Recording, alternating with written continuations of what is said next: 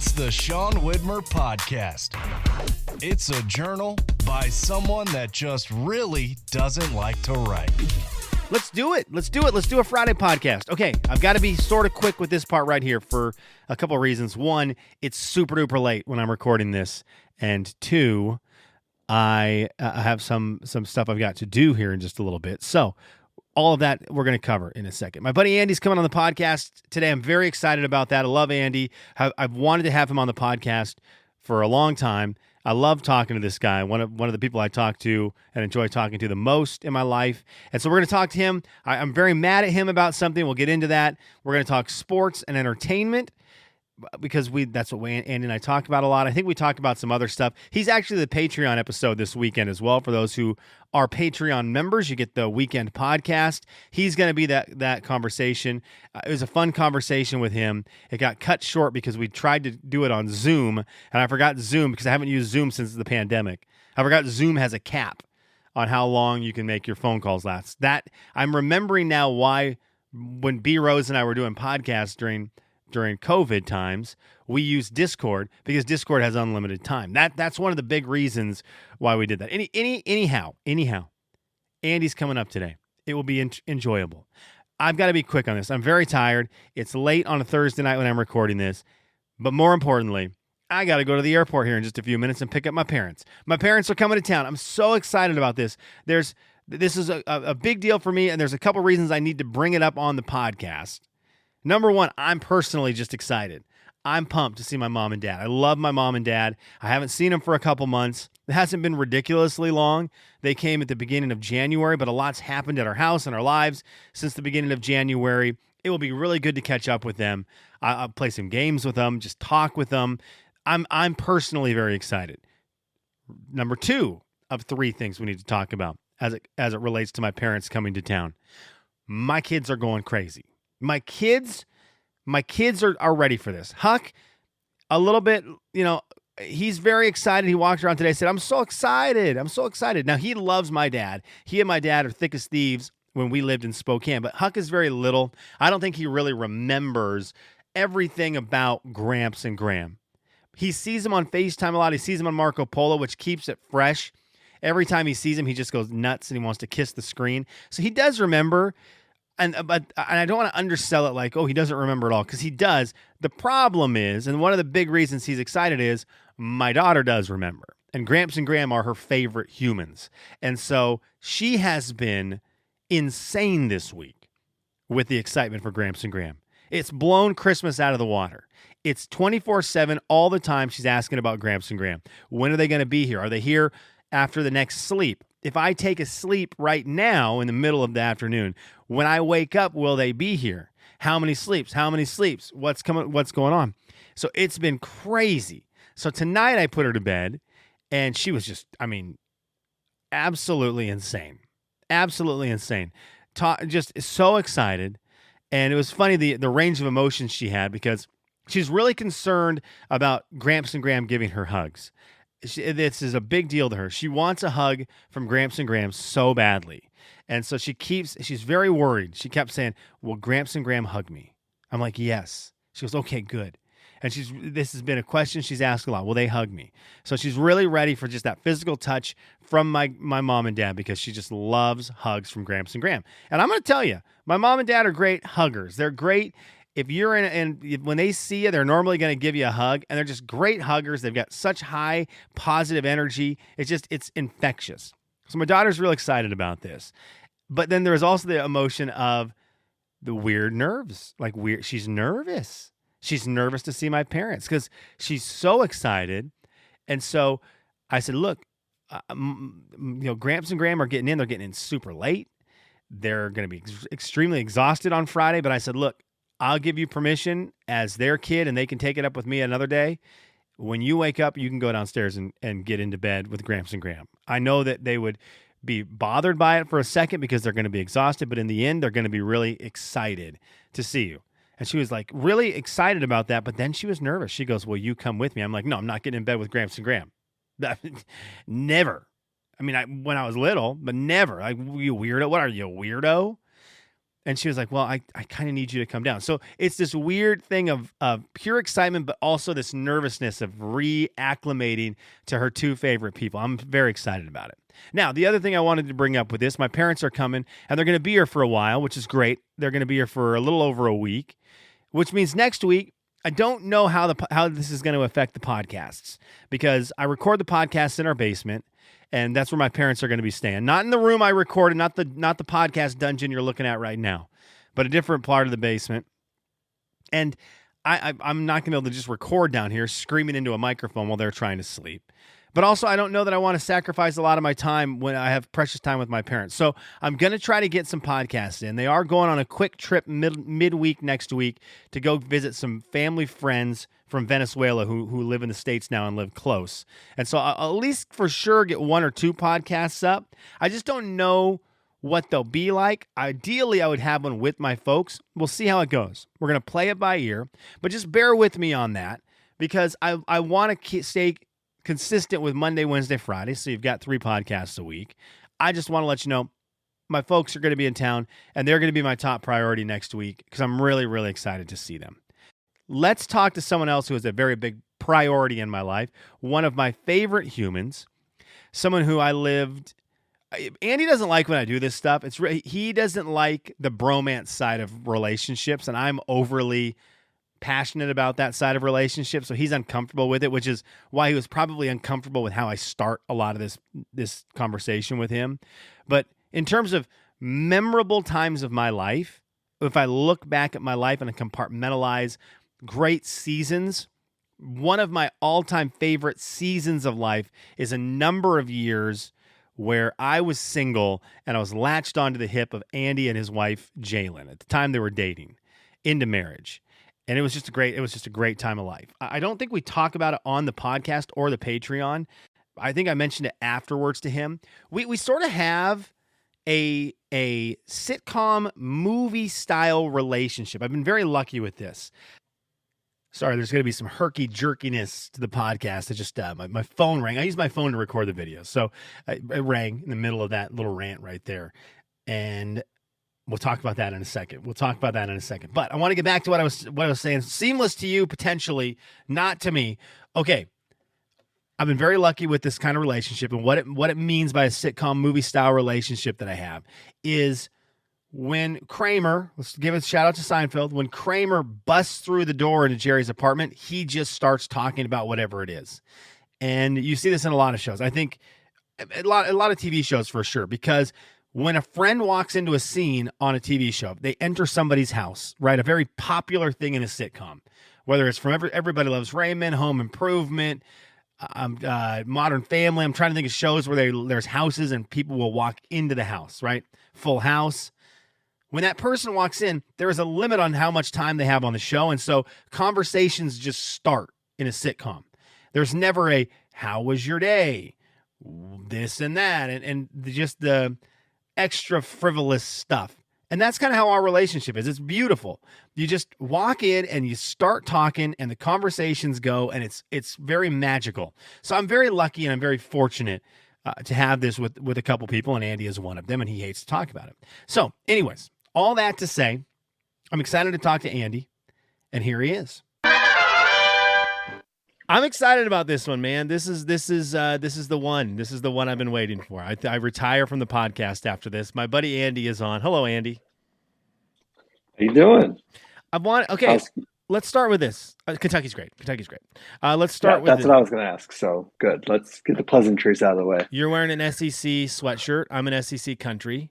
So this is a very SEC podcast. Look at this. Just so we can look at that. I was laughing. I've obviously seen you wear that sweatshirt. I asked you as we started. I said, "Is that a new sweatshirt?" You go, "I got it in 2002." Yep. Okay, man. My first trip to Gainesville. I went to Gainesville with Brad to go check out game day. Number 3 Florida playing number 1 Miami in Gainesville. This is Ken Dorsey, Rex Grossman battle.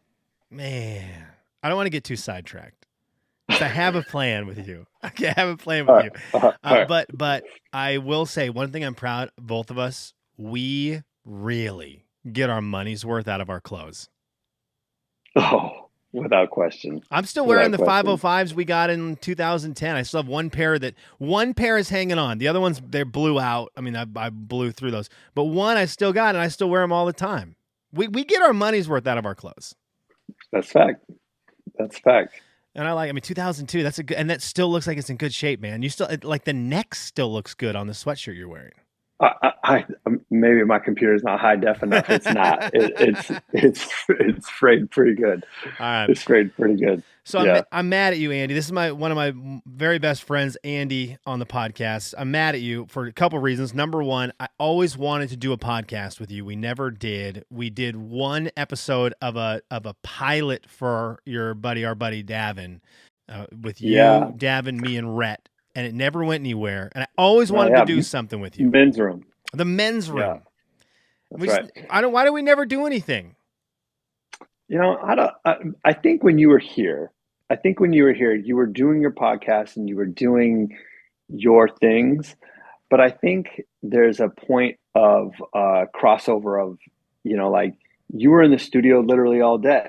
Yeah. And then you had your podcast that you always wanted to do. So to add another one in, and it was like, I just don't think I don't know. I had told you a number of times that I always felt like every time you and I got on the phone, it was like its own podcast, and it's selective audience, right? Like the audience we need are the two that are talking. So so true.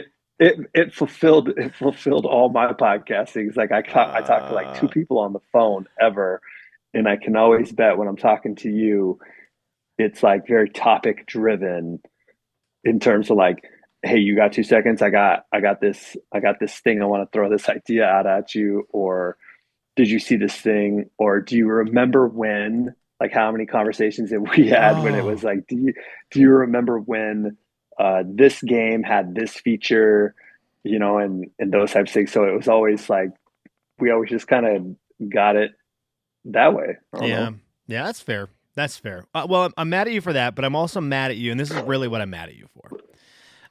You ruined friendships for me in Lexington. You've ruined this, and I'm actually kind of really mad at you for this because I moved to Lexington. I don't know anyone. And Andy, when was the last time you moved cities and had to try to make new friends? So I've never moved anywhere. Yeah. So there's that, and I would say I'm sorry. No, you're not. But here's where the problem is, man. Look, I'm not the one that moved away. Hey, fair. Our conversations, and I'm fortunate to have this with a couple people. I put like our buddy Jeremy in this. You and him. If the phone rings, I know how much time I need to have if I answer it. The conversations are effortless. I mean effortless. It's not even a moment where if we're hanging out, if I came over to your house and we start hanging, I'm never like going, oh gosh, I got to get out of here and go. It's just like, oh my gosh, I'm tired. I have to go because it's sleep time. And yeah. And there's just the conversation just flows. Dude, going to lunches, I went, it's not like I Love You, Man, where I'm meeting people for lunch. I'm not going on lunch dates with guys, but I went to lunch with a group of guys, and I found myself going like sweating. Like, what am I supposed to talk about? What am I supposed to say in this situation? Like, how do you bring up a conversation? What topic should I say? It's weird, man.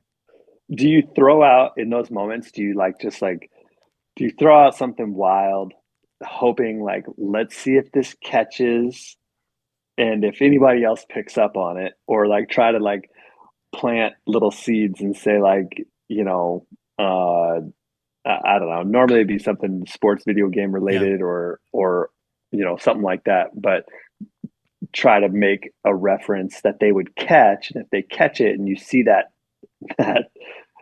turn of their head, you would go, "We've got okay, it." I've got one on the hook. Yeah, really. Let's just bring this thing in. I try, but the problem is, Andy, if you miss, right? So if you cast it out there and you miss, maybe will look at you like, "What the heck are you talking about? Like that was way too weird, you weirdie." Like go back to go back to your flannel shirts in the Northwest, loser boy. So you don't want to you don't want to get too weird because then they're kind of be like, I thought you just wanted to talk about like sports or something like that. And so it's weird, man. And I find myself getting in times where I'm like, I get really nervous about what I'm supposed to talk about. And I've never, that's not a normal thing for me, it's been weird, really wild.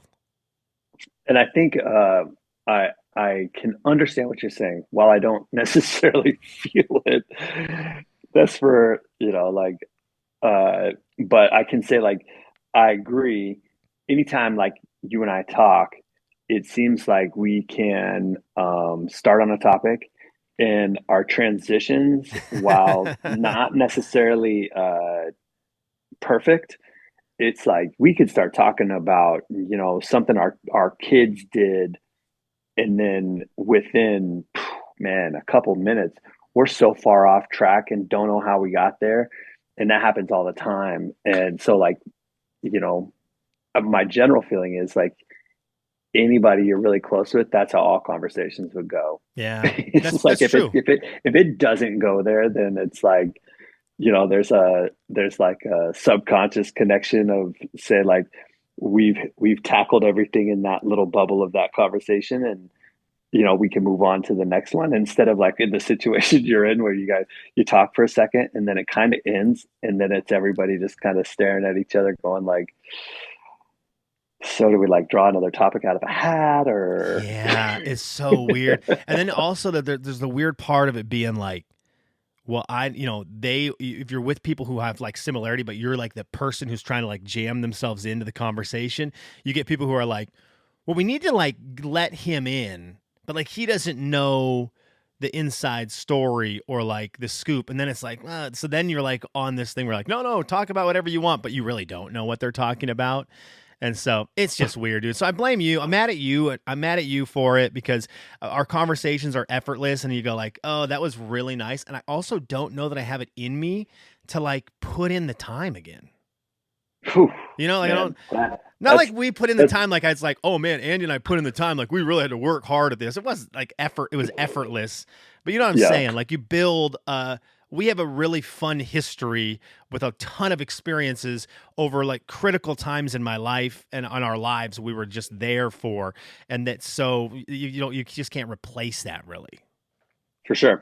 I think there's some of it where we had the same experiences at different obviously in different times of our lives, that when we finally met, and as Max is involved, and Johnny's involved, and all those guys, and no matter how it happened, it was we're talking about something, and I think we were talking about video games, and it was I was telling you how Max and I used to track stats and stuff like that, and to hear another person say, oh yeah, we used to do that too, and I'm no, you didn't, not like we did it, right? And then you're kind of no, like that. Yeah, here's the Excel. Here's the Excel spreadsheet. Here's the notebook, and you're here's my notebook. It's oh my gosh, we have the same. Why did we keep stats for weird players in NCAA football 06? And it's and it's just that little thing for you're kind of all right, this seems like it has legs. This might work out. So there's I don't know, there's cool stuff like that, but I wouldn't want to be. I wouldn't want to be in my 40s trying to make new friends. That's for sure. No, it's really weird. Thanks, man. I appreciate it. I'm at that point where I'm just kind of becoming a dad, right? I'm just kind of becoming a dad, and it's oh, you just pour into your kids a lot and try to ignore the fact that you're oh, I miss my buddies, but it's well, I've got my kids. My kids keep me busy, and they're young. My kids are young right now, right? So it's. I was thinking about it today. My wife Anna sent me a TikTok video because we're trying to stay hip. And of course. And it was a guy who walked out of her house and was I guess I'll just go out smelly today because I missed my window for shower time. And I was that's my life right now. I told my wife yesterday I'd worn a shirt for 2 days in a row because I fell asleep, woke up, and Huck was already going, and I was just in it. And I never had that moment to be I'm going to get myself ready for the day. And I didn't even think about it. And then I got to the night and I'm like, I think I've worn this 2 days in a row and I haven't showered for like 3 Yeah. days. It's weird. The good stuff, the good stuff with that is like normally because you're with your kids all day, the likelihood that you're going to see the same people the 2 days in a row are so low that it's like, Yeah. hey, it's a new outfit for everybody else I'm seeing. So, Yeah. whatever. You're getting, again, we're getting them a great value out of our clothes. I'm giving him 2 a days. I'm giving him two. Well, I'm giving him 2 days. Okay, Andy. Real quick, I wanted to ask you. You brought up to me in text tonight. I didn't respond to you. I didn't respond because I wanted to wait. I appreciate that. I wanted to wait. You asked me what I thought of the Tom Brady roast. We are big sports guys. We are big football guys. We also like funny. We like funny things. We like shows. What did you think of the Tom Brady roast? Oh man, I watching it. Yeah, I was out. I was checked out pretty quick. I thought some stuff was funny, but I didn't really see like the total humor in it. Like you can think something's funny, but it's not like I only thought it was funny because it just seems so cringy or something like that. And that's what roasts are supposed to be. So I think it's the difference between like, are you the type of person that likes comedians or are you the type of person that just likes comedy? Yeah. And they can be different. And so I watched it. I didn't love it, but I can tell you what I did love was all the after stuff that has come as a result of the after stuff, right? And some of it, which I saw, podcast, Julian Edelman's podcast, Games with Names, Drew Bledsoe was on, and hearing those two talk about the backstage stuff and was it the awesome? prep that they took, it was cool. It's just like you start hearing about that side of it, and you're like, all right, this is cool. But the memes and the jokes that come as a result of the jokes that were said have seemed funnier to me. That's the hard part with the internet though now, right? That's a really big, that's a Twitter thing where things get funnier, I feel like, after they happen because all these people get a chance to shoot a shot at funny jokes. And when you get a lot of time, you get an overnight to like really go at it.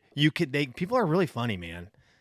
And some of the stuff was funny. I'm not gonna yeah, for sure, be the judge of what was funny and what was not funny, right? But it was easier to go, and it was 3 hours long. Yeah, it was long. And the athletes aren't comedians. That was the other thing. I felt bad for like Randy Moss was squeezed in between, I forget who it was, someone funny and Nikki Glazer. And it was like, I don't know that Randy Moss needs to be in between two comedians. That didn't feel right.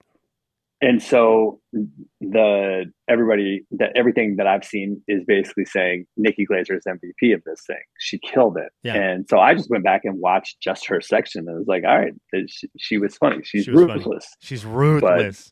Maybe it's funnier having a female roast him. Maybe she's good at that. And she's so like, she's really good at like that humor that's like self-deprecating and like she can pick on herself and she's fine with that. And then, then when she picks on someone else, she's like, cause I picked on myself pretty good, I'm going to rip you. And she's really good at that. I had my chair squeaking? Can you hear my chair? I just heard it right there for the first time, but I wouldn't have noticed it. I wouldn't have noticed it. I'm going to try to sit really still. No, you're good. It can squeak. I don't care. I had a weird feeling where like I didn't know if I liked sports and the roast mixing. That was because I thought it was funny. I thought the clips, especially that they picked out, I thought they were very funny. I thought there was some great. I thought Brady's joke to Kim Kardashian, I thought it was really, really funny. The Kanye joke, I thought it was so funny. Mm-hmm. But there was a weird part of me that was like, I like these roasts when it's actors and actors or like comedians and comedians. But when they mix sports in, I was kind of like, oh, you're into my like world where I have a different mindset of how the people in that world are. And I just felt when there are superstar athletes that have the track records of some of these guys, like off the top of our head, let's go with the top 3 athletes that could get roasted like no one's business. Tiger's next. He can't do it. They can't do Tiger, right? I mean, you can't. You can't do There's Tiger just because of his deal. too much material. It's all women. It's all like the women. He's a womanizer. So like that's it. That's it for 3 hours. It's just, well, I mean, the guy. LeBron is going to have jokes. I think LeBron has a more like a range of like, we can make fun of a lot of things you did that are not something that as a nation, like we frown upon. The nation doesn't frown upon weird hair stuff. You know, with LeBron, yeah, but the woman stuff with Tiger, enough. It's like, I don't know that we touched that, right? But Tiger would be the biggest name available, I think. Yeah, like Tiger and all the people that would want to come out and talk. He's so famous. He's super famous. Uber. Yeah, but like LeBron has no controversy that could make you, So I think he'd be boring. His jokes would really have to be done by really good comedians that are very, very like witty. Because I'm with, there is not a lot of controversy there, right? The only controversy is you change teams a bunch, right? Change teams, your hairline, and probably the whining, right? Yeah. I mean, like how much material can actually be? But you take a literal career of ups and downs, like in your personal life, like a Tiger. I think Jeter probably has some material out there, especially his stint as an owner. Oh yeah, there's a lot. Yeah, there's a lot there. Like I think guys like that for sure. That is a great point. You do have to have a bit of controversy in there to really and be willing to let it go. Like Brady had a lot going on in his career to know, like, going in, everything's coming out, everything. I earned a lot of respect for him to be like, look, I'm going to sit here and just wear it for 3 hours. I'm going to wear it. That's like an alpha move where you are just like, I am the man, so much so that stuff that does bother me, I'm going to let the big dogs take shots at me. And I'm going to take it in stride. He only defended Robert Kraft. That was the only time he stopped any joke, was when they made the joke about Robert Kraft. That's the only time he stepped in. Everything about him, he was like, yeah, go at it. Whatever. Doesn't matter. Yeah. They didn't hold back on some of them. All the Giselle jokes, like some of those ones. I'm like, man, like they let her have it just as bad. Yeah, that was crazy. She wasn't happy. I saw that part. I saw the aftermath. She was not. I don't blame her. I don't think I would have been happy either. Okay, Andy, I'm putting you on my Patreon episode this weekend, so I'm putting you behind the paywall. Sorry. So do I get like kickbacks on that? Yeah, you get kickbacks on it. I will. Nice. I will. That's so cool. Well, one of the things we're going to talk about in the Patreon, I will make sure to send you. I will make sure to send you. All right. It'll be the first thing we talk about on the Patreon. In fact, it'll be the very first thing because it's driving me crazy. All right. So goodbye to this one. People can hear Andy this weekend. Andy, thank you for making time. Thank you, Andy, for coming on the podcast. I'm excited to listen to him on Patreon this weekend. He will be the Patreon episode. It's not as long as a lot of them are. It could be. Andy is the friend I talked to, and we have the longest phone calls. So I assumed the Patreon was going to be 5 hours long, but Zoom kept it to way shorter than that because we ran out of Zoom time. In fact, we talked until the Zoom call ended. We say goodbye on the Patreon episode as the clock is at 2 seconds left before the call is going to get disconnected. Okay, let's move forward. Kelly's, what are you into? I wanted to be into something. I told you at the beginning of the podcast I wanted to be into something. The problem is something happened when you were listening to the beginning of the podcast. I mentioned if you're watching on YouTube, my video stopped working. I use my phone to record the video. And when it gets a phone call while I'm recording, if I don't have my phone on Do Not Disturb, it cuts the video feed. And my phone rang. And it was my dad, who I said was coming here. My daughter's so excited. They got delayed an hour in Dallas. And because they got delayed, the Lexington airport, small Lexington, the airport's not staying open late enough for the flight to land. So I don't know exactly what that's going to mean for us tomorrow. But I do know that my daughter's going to wake up expecting to go down to the basement and see Gramps and Graham because I promised her that, and they aren't going to be there. And it's a bummer for me because I was excited to pick them up, and get them here. And I'm just excited. I need a hug from mom and dad. I'm excited to see them. So I'm a little bummed. So Kelly's, what are you into today? I don't really have anything I'm into because I'm kind of bummed. It's super late at night. I was really excited about this. And we just got to stay positive. They're going to get here.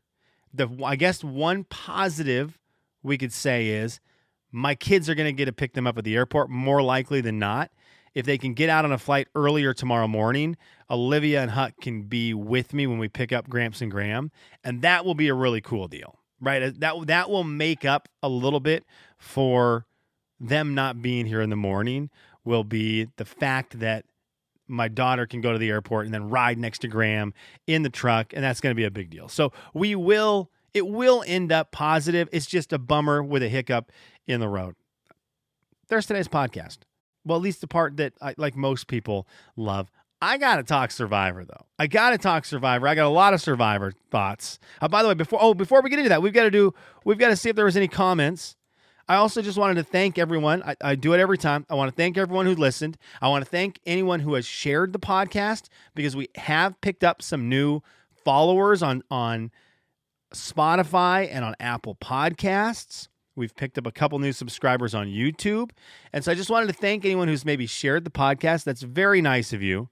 And to anyone who's subscribed on Patreon, it means a ton to me. It's just nice to have that to help support the podcast if you like it, and you can support it. That is so nice of you. Patreon.com/Sean Widmer podcast. There you go. There's my appreciation for everybody. I actually forgot. I think there might have been, not on Patreon. You can comment on stuff on Patreon. I love those. But I think there was a comment on YouTube that, let me make sure. Let me see what we got here. See if there was one up there. Maybe not. All right, maybe not. Maybe not. All right, so let's read some comments, then we'll get into Survivor talk. This one's from Yvonne. Says, Planet of the Apes. The originals back in the 70s were great. I regret to inform everyone I have not watched it because I caught up on Wrexham and then watched the first 2 episodes of season 3. It's great. It's great. Yvonne goes on to say, the costumes they had were amazing back then. Now it's CGI. My fave was when he landed and Lady Liberty was laying in the sand. See, that's cool. I know that scene. I'm just intrigued with the Planet of the Apes. And if someone like Matt, who I had on Wednesday's podcast, loves Planet of the Apes, it means there is enough to it that it's going to be good. There's a select few people in my life that I really trust their opinion on sci-fi stuff. Matt is on that short list. Ian is on that short list. Roberta is on that short list. My buddy Jeremy, definitely on that list. My buddy Kenny on that list. There's maybe a couple others, but if someone in that world comes at me with a sci-fi related recommendation, I will watch it. There's only one person who is an automatic lock no matter what. Like those people, if they mention it, I'll try it. If my buddy Chris Martin, Burr Martin, Selfie Dad, if he recommends a show to me, I will watch it immediately because he recommended Lost. He told me Lost was going to be good. It was maybe 4 episodes in. He was like, you've got to watch this show. And I did. We caught up on it, illegally downloaded some episodes because it was that time of life. And then we watched it every single week live from that point on. And Lost is one of my favorite TV viewing experiences of my life in terms of let's watch it week to week and watch what happens live. I didn't like how it ended. I don't think anyone did. But the journey to get to that point of being disappointed was so amazing that I would never change it for anything. I'm so thankful I watched it, and I'm so glad I watched it live and got to interact on the message boards and the hidden websites that they made and all the crazy things, the phone numbers you could call that led you to a different website. The Lost World was wild. I loved that show. So Burr Martin he's like the ultimate, and if he recommends it, I'm watching it. Let's talk Survivor. Thanks for the comment, Yvonne. Oh, wait, was there one other one? Oh, Ian had commented. He had asked a question about Star Wars and Star Trek and the ships. And he said, my answer to the question posed on Wednesday's episode is First Order Dreadnought into Star Trek. So he's taking a Star Wars ship, the First Order Dreadnought, taking it into the world of Star Trek. And he says, I can always expunge the crew from the ship if need to. You got TIE fighters. So this is tricky, Ian.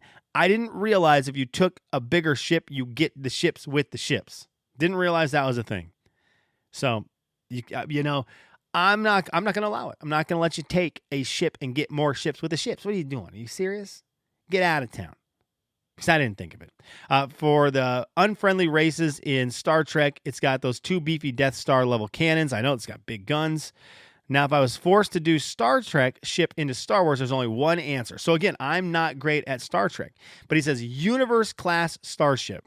Just for you, unless you want it. Oh, just for you. My actual comment will be on the. Oh, dang it. He said there was a better one, a better comment on Twitter. Sorry, Ian, I didn't see that one, brother. I apologize. But I'm going to have to look up the universe class starship. All right, let's do some Survivor talk because it's crazy.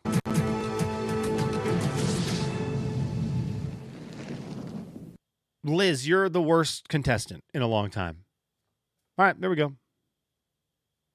Is that it? Is that all we need? It was a good episode. I thought it was a good episode. Liz is insane. Liz is chaos. Liz is really hard television for me to watch. She's really hard Survivor for me to watch. I really struggle with her. She just rubbed me raw again this week. So let's talk about where we're at with Survivor. Right now we're down to 6 contestants left. Venus gets voted off this week. Venus was someone who I believe had no chance of winning Survivor. There are 3 people on the show. Well, on this episode, there was 3 people who I was pretty sure have no chance of winning. Q, he has 0% chance of winning. And then Venus, judging by what everyone said when they weren't around her, how she was just chaos and no one really wanted to be around her overall, besides to maybe strategize, but strategizing around her was risky. I didn't think she had a good chance. And I don't assume Liz has a good chance. I've had a hard time reading the cast members because Liz is so annoying, and then for some reason people will be like putting their arms around her and like, it's weird. It's really weird. But those 3 don't have a chance. And so that left us with 4 people who do have a chance to win. Maria, Charlie, Kenzie, and I do think Ben has a chance because he's so likable and he's been really nice on the island and he's been really positive. He just hasn't done a whole lot, right? He hasn't won a challenge. He hasn't made a big move, but I do think depending on if he got to the finals, who he went with, right? If he suddenly got hot and took someone like Liz and Q with him, he'd beat them. He would beat them because no one wants Liz or, again, maybe not Liz. I'm so confused about Liz. No one wants Q to win. No one on the jury's voting for Q. And I'm assuming they're going to vote for Ben over Liz because Ben was less obnoxious and really kind. So there is a path there for him. But those 4 are the ones that are battling it out right now. And I think it's going to be a really fun battle between them because Charlie senses the Maria power and is trying to figure out, he's trying to piece together the proper path to not burn his relationship with her because he wants that vote if she's in the jury, but also be able to cut ties with her because he needs to cut her out ASAP. Because I think he realizes Maria would probably beat Charlie right now, even though Charlie's been awesome. But Maria put Charlie in a really tough spot. Charlie had won Charlie was sort of becoming a competition, a challenge beast. And Maria won a challenge this week. So when you look forward to Tribal Council, the final Tribal, and Charlie's making his case, and if he says something like, look at the challenges I won, what did Maria do? Well, now she's got a big win on a tough challenge when it mattered. She's got that in her pocket. Maria's set up really nicely, and I find her to be very enjoyable. I do find Charlie to be a little more enjoyable. He's really good television. And then Kenzie, of course, I mean, she's just so stinking likable. I really like Kenzie. She's been a great personality on the show from the very first episode. In terms of the show, so that's in terms of my brain. In terms of the show, and if you're looking at who has the best edit, right? The winner's edit that they talk about with Survivor. I think you have to say Charlie or Kenzie is going to win. Because since the very first episode, Survivor, the producers have made those 2 look spectacular. It's really hard to dislike either one of them. They're both very enjoyable. They seem like great people. They've been nice on the island. I could see either of them winning if you're betting on the producers' edit, the winner's cut. Okay, so there's some stuff on that. Maria winning the challenge was huge this week. That was a monster. I think she was gone otherwise, so well done on that. I'm amazed that Charlie stayed off the radar this week. I was amazed by that. I was sure he was out. When Maria won, I thought she's going to get Charlie out because those 2 have to get each other at some point. They've got to know they're both extremely deadly. Anyways, The focus I had this week was, Liz, get over it. Get out of here. Whiny. She has to go down as one of the most whiny contestants all time. All time. I get that she's hungry. I get it. They did a reward that came with a challenge that came with immunity and a reward. And Maria, I don't think she worked properly who she took with her. I think Ben was a good pick. I do think she should have taken Charlie with her or Kenzie. I didn't like that she put Q in the mix, but she's trying to get Q's vote. Like, Q is a number in her game. I understand this. When you have 7 and you're going to be down to 6, one person like Q, that vote is so powerful. And I don't think she can rely on Q 100%, but she can't rely on anyone else really 100%. So I think that's why she kept him in the mix to take him to the reward challenge. It just worked out terribly where he had just eaten a bunch of food and now goes back and does it again while a lot of people hadn't, right? The Charlies of the world. But Charlie took himself out, said, don't pick me. So he can't, when he was complaining, I don't think you can complain about it. Same with Kenzie. Kenzie kind of made some comments at camp. And I was like, Kenzie, you can't really make comments about who she picked when you took yourself out. Okay. Obviously, Maria doesn't trust Venus. I don't understand. There's a lot of Venus supporters out there. I thought Venus was a complete wild card. She seemed so frantic. Venus and Q both seem crazy when it comes to strategy. Like, neither of them seem trustworthy. Neither of them seem smart when it comes to playing the game. They both seem really bad at it, to be honest. Like, just blunt. Venus and Q both seemed like the same person.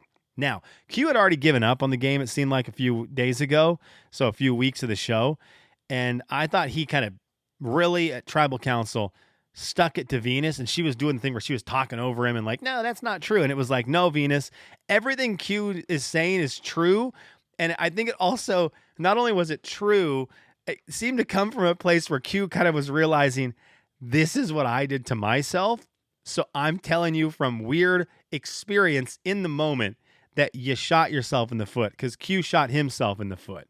And she's like, no, I didn't. No, I'm going to be annoying. But all of that was overshadowed by the fact that Liz whines the entire episode, whiny face all the time. She's unbearable. And I don't get it, because it seems like some of the contestants are like feeling sympathetic for her. And I don't quite understand that. And I've never been on Survivor, so maybe there's something in that world. But I got to assume you all realize you're on this show that you've watched a ton of seasons of. Most of these people have watched all the seasons. She's in the game. She signed up for the game. The game is not just this friendly game of let's get through this together as one big happy family and everything's going to go our way. That's absolutely not the game. And they've got to know that. So her whining all the time, I'm so surprised more people aren't bothered by it. In the game. I know people outside the game are, but she's hard to watch. Now, as much as I want her off the show because she's hard to watch, I also kind of want her to make the final 3, because I am here to laugh at everything she says to support her winning, because I think she would go into straight delusional mode, thinking that she had a say in all the eliminations that she didn't have a say in. I think it would be the most delusional final Tribal Council talk in a very long time. Survivor's great, though. I thought it was a good episode. I'm ready to see what happens next week. I think those 4 heavy hitters are 3 of them, especially Kenzie, Maria, and Charlie. I think it's going to be really fun to see how they maneuver next week. And I also am really excited to see what Ben can do the last couple weeks, because there is a path for him to win if he takes the right people with him, Q and Liz. But he's got to he's going to have to really position, because he's going to have to start figuring out a way to rally maybe Q and Liz together, who hate each other, and vote out of Maria, vote out of Charlie, then vote out of Kenzie, and then vote out the other one of the Maria-Charlie combo. It's going to be great. I think the finish is going to be very fun. Thanks for listening to the podcast. I got to go be bummed out my parents aren't going to be here till tomorrow.